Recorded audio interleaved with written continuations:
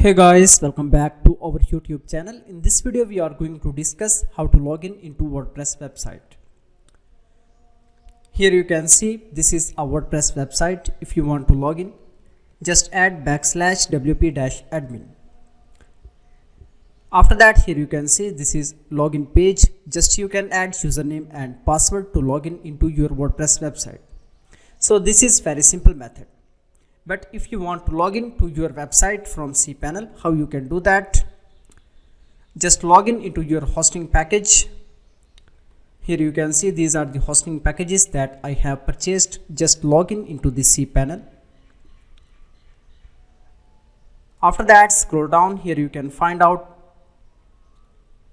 app installer as well as WordPress. After that, here you can see on the top these are various options. Just click here, all installations.